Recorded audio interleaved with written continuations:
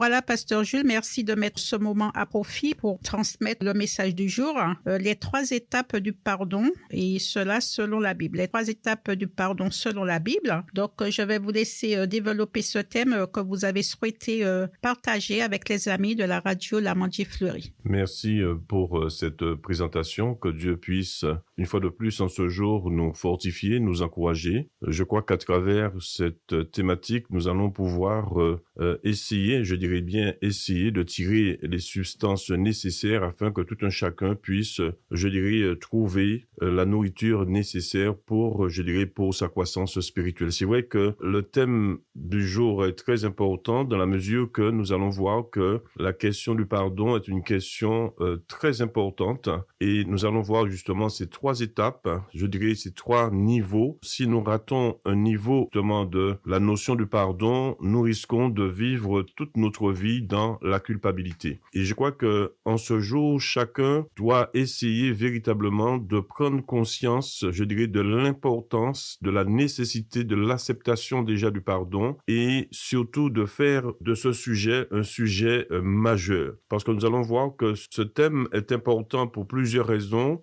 surtout parce que cela va déterminer, je dirais, notre salut. Et malheureusement, dans la vie chrétienne, beaucoup de croyants vivent toujours dans la culpabilité, en dépit même du fait que Dieu ait donné son Fils unique afin que quiconque puisse accepter, recevoir pleinement ce pardon. Donc aujourd'hui, nous allons essayer de voir très succinctement, sans nul doute, la nécessité du pardon en 3 étapes. Et le texte qui va nous servir, je dirais, de fil conducteur, c'est un texte extrêmement important que j'aime énormément parce que ce texte manifeste de manière extraordinaire la bonté, la grandeur et surtout le pardon de Dieu. Et je crois que c'est dans cette première dimension que nous allons entrer tout à l'heure, c'est surtout la notion du pardon, de l'acceptation du pardon de Dieu. Ça, c'est l'étape majeure, l'étape la plus importante et nous verrons que même si les hommes ne nous pardonnent pas, même si la société ne nous pardonne pas, mais lorsque nous avons l'intime conviction que Dieu nous a pardonné, nous devons véritablement accepter ce pardon. Parce que Dieu nous a fait don du Christ, Dieu nous a fait don de son Fils, mais nous avons une responsabilité dans l'acceptation de ce don. Et je voudrais demander à l'ami Dorine, si possible, de me lire ce texte dans Jean le chapitre 8. On va tout lire parce que ce texte est important. Jean le chapitre 8, le verset 1er jusqu'au verset 11, où il est parlé justement de cette femme qui a bénéficié de manière extraordinaire, je dirais, du pardon du Christ. Jean le chapitre 8, le verset 1er jusqu'au verset 11. Merci à l'ami Dorine. Jésus se rendit à la montagne des Oliviers, mais dès le matin, il alla de nouveau dans le temple et tout le peuple vint à lui. S'étant assis, il les enseignait. Alors les scribes et les pharisiens amenèrent une femme surprise en adultère et la plaçant au milieu du peuple, ils dirent à Jésus, « Maître, cette femme a été surprise en flagrant délit d'adultère. Moïse, dans la loi, nous a ordonné de lapider de telles femmes. Toi donc, que dis-tu » Il disait cela pour l'éprouver, afin de pouvoir l'accuser. Mais Jésus s'étant baissé, écrivait avec le doigt sur la terre. Comme il continuait à l'interroger, il se releva et leur dit, « Que celui de vous qui est sans péché jette le premier la pierre contre elle. » Et s'étant de nouveau baissé, il écrivait sur la terre. Quand ils entendirent cela,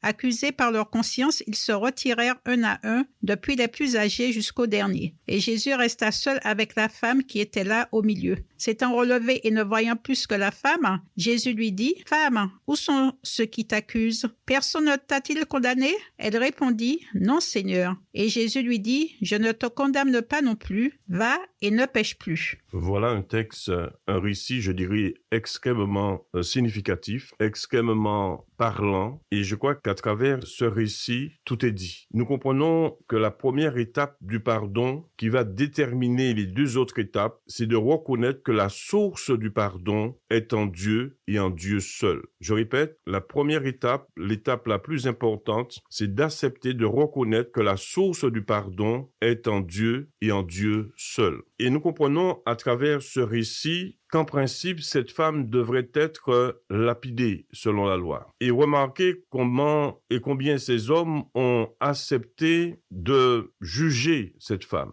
Et par là même, non seulement ils voulaient juger cette femme, mais ils voulaient que Jésus puisse approuver leur jugement. Parce qu'ils connaissaient les Saintes Écritures, mais Jésus aussi connaissait les Saintes Écritures. Et c'est là où nous devons prendre conscience que le processus de la loi à la grâce est déterminant pour notre cheminement spirituel. Et si nous ne comprenons pas l'importance de la grâce, si nous ne comprenons pas que Jésus est venu pour nous aider à transcender la loi, parce qu'aucun homme ne pouvait respecter ces 613 commandements. Et je crois que lorsque nous allons véritablement prendre conscience que nous sommes sous la dispensation de la grâce, et que aujourd'hui, plus que jamais, qui que vous soyez, vous avez cette opportunité gracieusement d'accepter le pardon absolu, je dirais, de Dieu. Et pour nous, c'est quelque chose d'extraordinaire de voir que Jésus, dans sa bienveillance, n'a pas jeté la pierre à cette femme. Jésus connaissait la loi et Jésus connaissait parfaitement la loi. Et c'est cela la révolution, je dirais, copernicienne, entre guillemets, christologique, parce que Jésus est véritablement venu pour permettre à tout un chacun d'entrer dans le véritable repos. Et c'est la raison pour laquelle que parfois nous sommes un peu gênés de voir combien Jésus a accepté de porter un tel fardeau et que parfois par notre comportement, par nos doctrines, nous recrucifions le Christ et de manière indirecte, nous lui disons mais pourquoi tu es venu? Et je crois que nous devons faire très attention et essayer de comprendre ce processus. Et aujourd'hui, nous sommes sous la grâce. Et si nous ne comprenons pas ces éléments, je dirais même élémentaires, nous ne pouvons pas comprendre la portée, la profondeur, la hauteur du geste que Jésus a opéré pour nous sur la croix. Parce que nous reconnaissons que nous sommes tous indignes, incapables. Personne ne pouvait porter le fardeau que Jésus a porté. D'où l'importance pour nous d'entrer dans cette dimension de l'humilité et de l'acceptation de ce geste de Jésus à la croix. Et à travers ce récit, la chose la plus extraordinaire, c'est de voir que Jésus a osé affronter le regard extérieur. Jésus a osé prendre position pour la minorité au détriment de la majorité. Et je crois que Jésus nous donne l'exemple. Il n'a pas baissé les bras devant cette majorité. Et lorsque nous comprenons le verset 1er, lorsqu'il dit « Jésus se rendit à la montagne des Oliviers », mais dès le matin, il alla de nouveau dans le temple. Et tout le peuple vint à lui. Et c'est là où nous comprenons la position de Jésus. S'étant assis, il les enseignait. Donc ça veut dire que nous devons être attentifs à ce que va dire Jésus dans ce récit. Parce qu'il va bouleverser le statu quo. Il va montrer qu'aujourd'hui, il va falloir entrer dans une autre dimension de la réalisation de ce que Dieu avait pour l'humanité. Et dans son enseignement, de manière directe ou indirecte, il va nous donner une leçon incroyable. Et c'est là où nous comprenons que les scribes,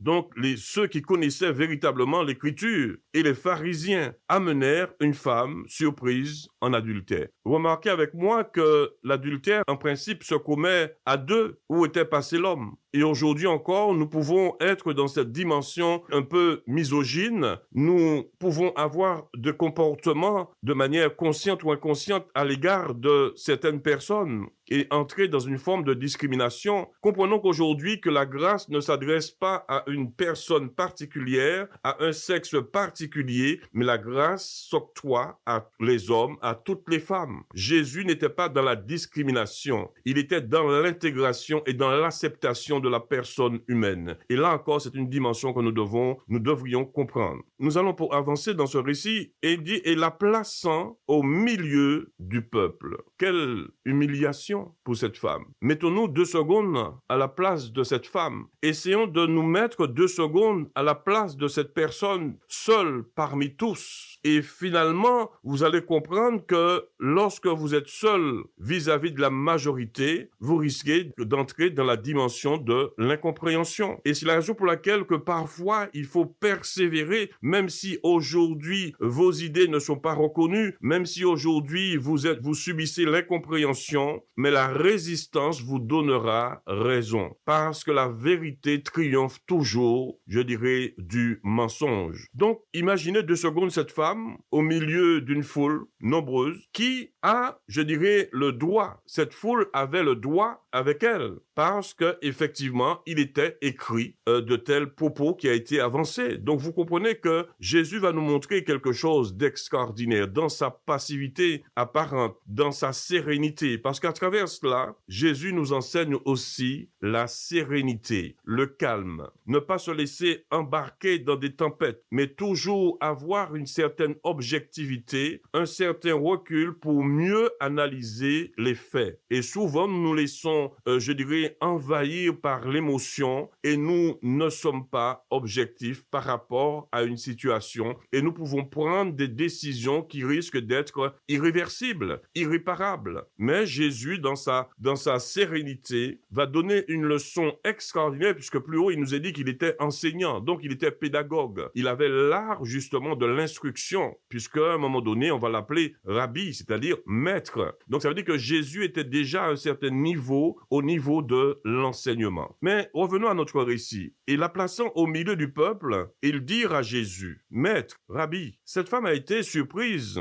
en flagrant délit d'adultère. Et tout de suite, et ils sont très subtils, et dans les faits, ils ont raison. Donc vous comprenez que lorsque nous entrons dans le légalisme, lorsque nous faisons référence à certaines choses, faisons attention et comprenons dans quelle dimension que nous sommes. Si la loi était nécessaire à un moment donné pour nous emmener vers la grâce, parce que nous ne pouvons pas observer toute la loi. C'est pas possible. Parce que lorsque nous fautons par rapport à un commandement, nous fautons par rapport à tous les commandements. Donc, et nous comprenons en tant que croyants, en tant que chrétiens, nous comprenons l'importance de la grâce. Parce que sans la grâce, nous ne pouvons pas véritablement être, je dirais, être ce que Dieu veut que nous soyons. La grâce nous donne à entrer dans l'humilité. Et nous verrons tout à l'heure dans l'acceptation du pardon. Parce que ce ne sont pas nos efforts qui nous donnent à entrer dans le royaume de Dieu, mais c'est la grâce que nous avons acceptée qui nous donne à être enfants de Dieu. Donc, ne nous laissons pas séduire, ne nous laissons pas introduire sur des chemins qui risquent de nous permettre d'entrer dans la culpabilité. Donc, il est dit, je reprends, Maître, cette femme a été surprise en flagrant délit d'adultère. Moïse, dans la loi, nous a ordonné de lapider de telles femmes. Et effectivement, mais là où c'est extraordinaire, et je pense que ces hommes, quand même, soit voulaient piéger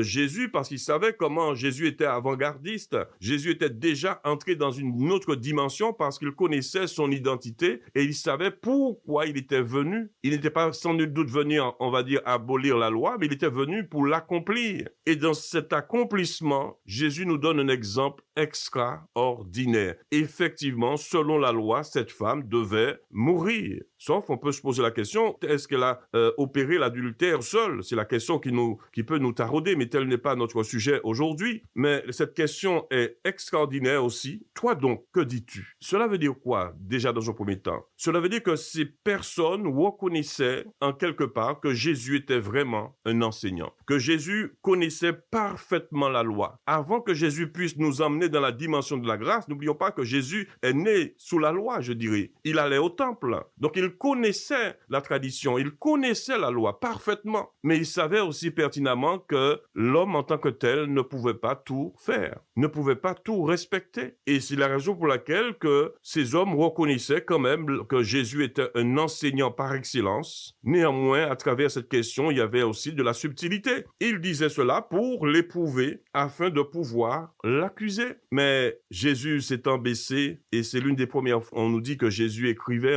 nous aurions aimé savoir qu'est-ce qu'il écrivait, parce qu'il n'a rien écrit, Jésus. Nous serions curieux, nous le saurons peut-être un jour, mais Jésus s'étant baissé, écrivait avec le doigt sur la terre. Comme il continuait à l'interroger, il se releva et leur dit, et ça c'est incroyable, seul un pédagogue, seule une personne comme Jésus peut donner une telle réponse. Et je crois que c'est là où nous comprenons la beauté et surtout l'amour de Jésus à l'égard de l'humanité. Et même à travers cette question, Jésus n'était pas là non plus pour les accuser, mais Jésus aurait souhaité que ces hommes et ces femmes puissent aussi reconnaître que nous sommes tous des pécheurs, que nous sommes tous perdus et que nous avons besoin de la rédemption. Et ce mot est important, la notion de rédemption. Jésus est venu véritablement pour racheter l'humanité, pour racheter nos fautes, pour racheter nos péchés. Ça veut dire que, comprenez en ce jour cette parole extraordinaire du Christ à la croix, tout est accompli, tout simplement, et c'est là la première étape. Mais pour entrer dans cette dimension du pardon, il faut accepter Jésus comme Sauveur et Seigneur et reconnaître qu'il a tout porté pour toi. C'est ça la première étape. C'est-à-dire que si tu reconnais dans ton cœur, dans ton âme, dans ton esprit, que Jésus a tout porté, ton passé, ton présent et ton futur, alors c'est la première et la plus belle des étapes. Et cela demande de l'humilité. Cela demande vraiment de reconnaître que sans cet acte rédempteur, nous ne pouvons pas sortir de la culpabilité.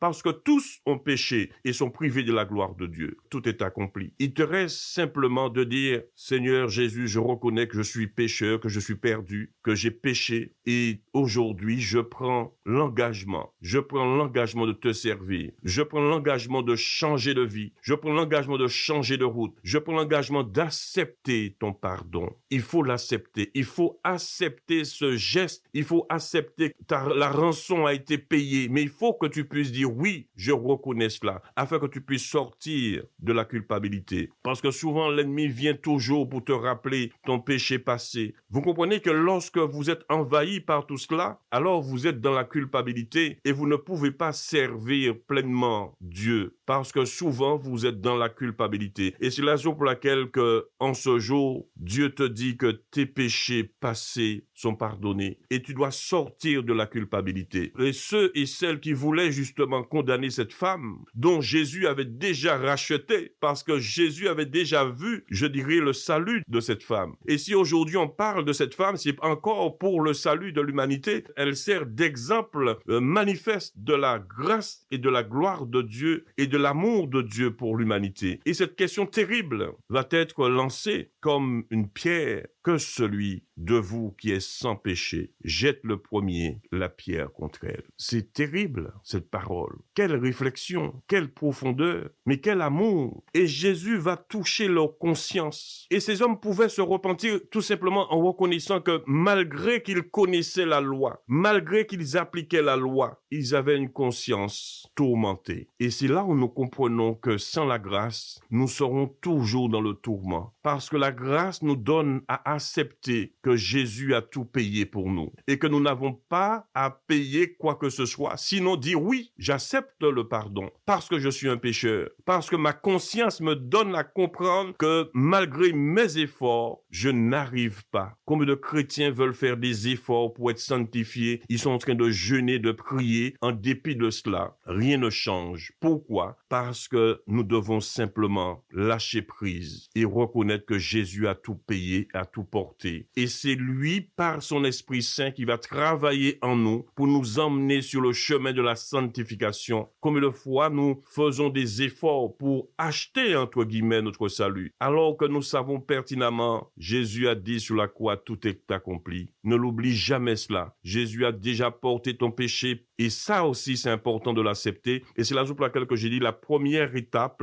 c'est de reconnaître que la source du pardon est en Dieu et en Dieu seul. Et ensuite, le texte nous dit, et s'étant de nouveau baissé, il écrivait sur la terre. Quand ils entendirent cela, accusés par leur conscience, ils firent quoi avec les pierres? Et ils se retirèrent un à un, depuis les plus âgés jusqu'aux derniers. Jésus avait, par cette parole incroyable, avait désamorcé leur intention de lapider cette femme. Comprenez que Jésus est celui qui a désamorcé l'accusation. Aujourd'hui, personne ne peut t'accuser parce que tu as un avocat auprès du Père. Même si les hommes ne te pardonnent pas, même si les hommes te rappellent ton péché, rappelle-toi que Jésus a tout porté. Donc aujourd'hui, sortons de manière définitive dans la culpabilité de nos péchés passés, parce que Jésus a tout porté, parce qu'il savait pertinemment que nous n'aurions pas le courage et la force de porter tout cela. Et c'est dans cette dette de reconnaissance que nous devons maintenant entrer dans la sanctification, parce qu'il a payé notre dette. Et je crois que si nous changeons nos représentations, si nous changeons notre mentalité, nous allons véritablement entrer dans le repos. Parce que combien de ceux qui veulent acheter le salut ne s'achète pas. Le salut est gratuit parce que personne ne peut payer le salut, parce que Jésus a tout porté déjà. Donc soyons à un moment donné réalistes et comprenons l'étendue, comprenons la profondeur, comprenons le geste de Jésus à l'égard de l'humanité. Quand ils entendirent cela, accusés par leur conscience, ils se retirèrent un à un, depuis les plus âgés jusqu'aux derniers. Et voilà cette parole extraordinaire. Et Jésus resta seul avec la femme qui était là au milieu. Vous imaginez Jésus qui reste seul? C'était impossible à l'époque. C'était impossible. On aurait pu aussi accuser Jésus, mais vous comprenez que Jésus n'était pas dans la différenciation. Jésus était dans l'amour. Et c'est ce que nous devons comprendre dans un deuxième temps, que Jésus nous aime et il nous aime tels que nous sommes. Arrêtons de nous creuser la tête. Arrêtons d'essayer de faire des efforts pour pouvoir changer. Lâche prise et écoute la voix du Christ qui te dit en ce jour cette parole extraordinaire. Alors, s'étant relevé et ne voyant plus que la femme, Jésus lui dit, « Femme, où sont ceux qui t'accusaient ?» Jésus avait les bonnes questions au bon moment. Donc, nous comprenons que Jésus va dire à cette femme, « Mais où sont ceux qui t'accusaient ?» Vous voyez comment Jésus a changé le verdict? Comment Jésus a ressuscité cette femme? Parce qu'elle était potentiellement morte, elle était potentiellement lapidable, et Jésus va changer son statut spirituel. Jésus va changer son statut social.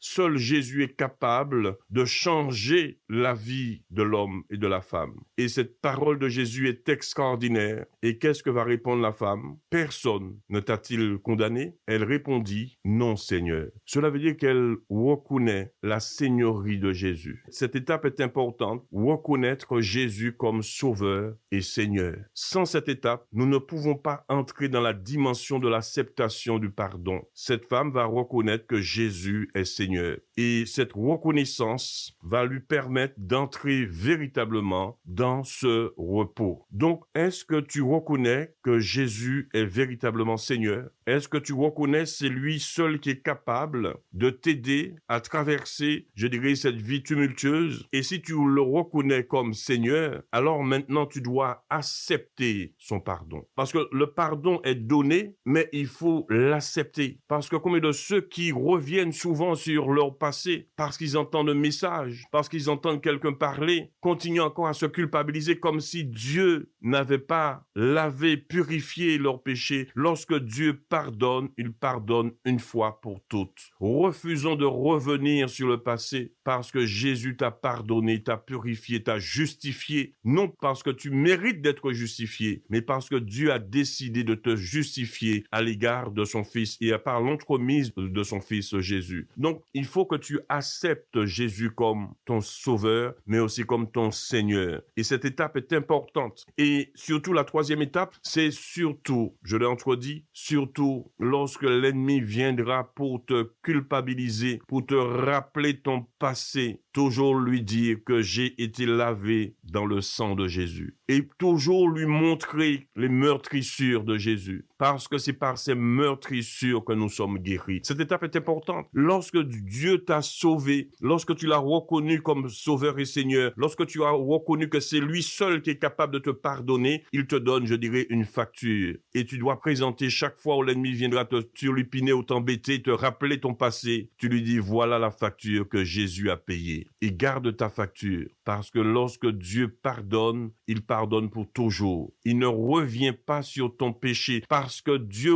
te regarde à travers son Fils Jésus. Et c'est la raison pour laquelle il a dit, c'est par ses meurtrissures que nous sommes guéris. Donc, chaque fois que l'ennemi viendra te rappeler ton passé, tu lui présentes la facture. Jésus m'a pardonné. Jésus m'a purifié. Jésus m'a justifié. Jésus m'a sanctifié. Je ne suis pas sauvé par mes œuvres, mais je suis sauvé par grâce. Qu'est-ce qu'une grâce? Ça veut dire que je ne méritais pas cela, mais Dieu, dans sa grâce, a osé risquer son Fils Jésus pour moi, pauvre pécheur. Donc, je crois qu'aujourd'hui, plus que jamais, nous devons reconnaître que la parole de Dieu est la vérité. Et cette femme a reconnu son Seigneur. Et on peut aussi mettre dans cette troisième étape, et Jésus lui dit cette parole extraordinaire. Cette parole extraordinaire. Je ne te condamne pas non plus. Cela veut dire quoi? Cela veut dire que Jésus aurait pu aller dans le sens du poil. Jésus aurait pu aller dans le sens de la majorité. Et c'est ce qu'il faut comprendre aujourd'hui. Jésus est celui qui a dit tout est accompli. Jésus est celui par qui nous sommes sauvés. Parce qu'il est sauveur, il est Seigneur.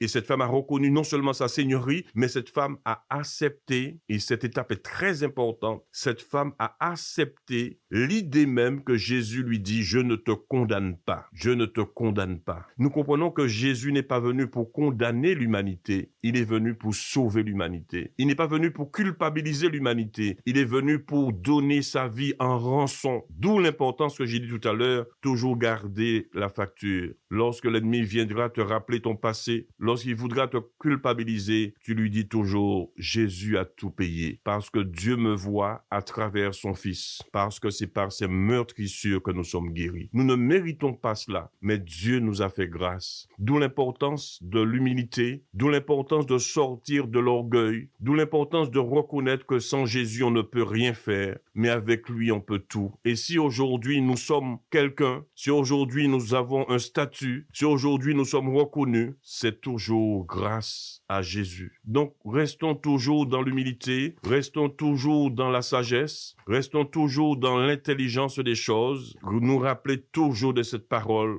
Qui que tu sois en ce jour, Jésus te dit, je ne te condamne pas non plus. Tout simplement, va et ne pêche plus. Et lorsque nous considérons cette parole, et je suis convaincu que ce n'est pas le fait que Jésus ait dit à cette femme, va et ne pêche plus, que cette femme ne va pas pécher, parce que cette parole était une parole, je dirais une parole, ce qu'on appelle le rhéma, une parole forte. Et c'est cette parole qui va bouleverser cette femme. Et lorsque nous entendons la parole de Dieu, c'est la parole de Dieu qui vient bouleverser notre vie. Et c'est la raison pour laquelle que Jésus nous demande de prêcher la parole. En toute occasion, favorable ou non, prêche la parole. Parce que la foi vient de ce qu'on entend, et ce qu'on entend vient de la parole de Dieu. Et lorsque cette femme, non seulement n'a pas été lapidée, non seulement n'a pas été condamnée, et Jésus lui-même, qui avait été reconnu dans son ministère d'enseignant et de Messie, aussi, par ricochet sans nul doute, entre guillemets bien sûr, va dire à cette femme cette parole forte, je ne te condamne pas non plus, va et ne pêche plus. Quelle parole extraordinaire. Donc, en résumé, en ce jour, à travers ce récit, nous retenons trois choses. Dieu est celui qui pardonne, Jésus a tout porté, Jésus est capable de nous dire, va et ne pêche plus, Jésus est capable de te dire, je ne te condamne pas non plus. Ces paroles de pardon, et nous savons que le pardon est une puissance qui libère. Aujourd'hui, plus que jamais, nous avons besoin d'accepter le pardon et ensuite de vivre ce pardon. Et en troisième lieu, ne pas se laisser ramener à son passé. Et c'est là la subtilité de l'ennemi, c'est toujours vouloir nous ramener dans notre passé. Le pardon de Dieu est là, mais nous avons cette responsabilité de l'accepter. Quel que soit le message que tu vas entendre, tu n'es pas concerné. Pourquoi? Parce que Dieu te voit à travers son Fils, à travers le sang de son Fils, parce que c'est par ses meurtrissures que tu es guéri. Donc, il faut accepter une fois pour toutes,